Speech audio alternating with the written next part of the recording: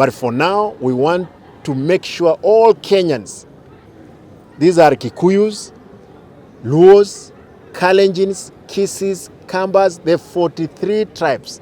That's our business. We must bring our people together. But I call upon the government, please don't kill the young people. Please allow the constitution to prevail. For you, my brother Murkomen, the shoot to kill orders, it cannot work in the country. We'll kill very few people and the country will turn into anarchy. I want to leave it there and request that as Kisii, we are welcoming every person from all walks of life. Come, seduce the people of Kisii, ask them for votes.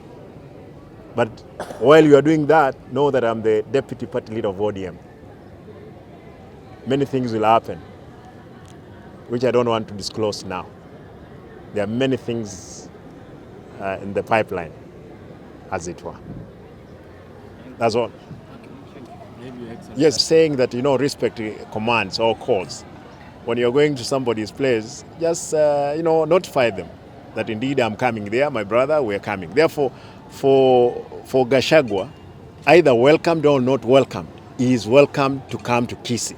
Come sell his agenda of one term.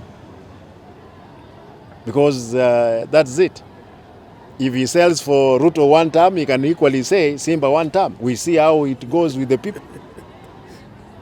Therefore, what we are saying is that it's courteous. If he comes, let him call me, Simba, I'm coming. I tell him, my brother, come. I have no problem. We'll go to Central to seek for votes. We may not even ask anybody else to welcome us there. Therefore, what I'm saying, anybody from any other corner of the country is welcome to Kisii. Here in Kisii, there is big number of Kikuyus, Kalenjins, Luos, live about Kisis, Masais, all tribes are here in Kisii. Therefore, we're welcoming them.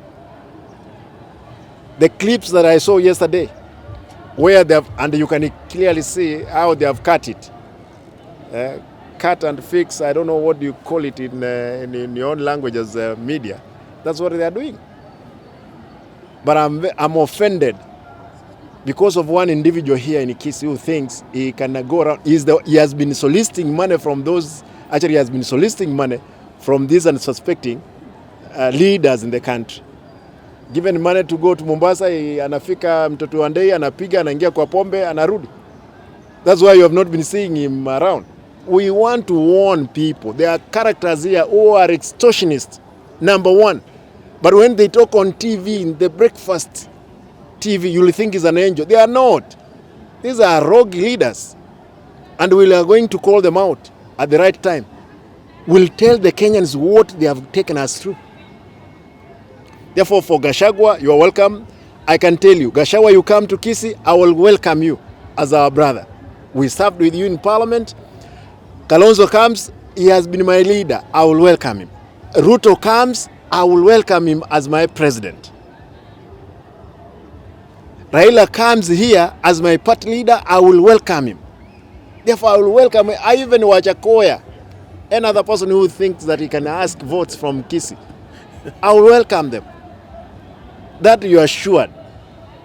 Therefore, these are the ones who are battling some lies on media, social media. We don't want to go that direction. This country, we are one. We are facing the same problems.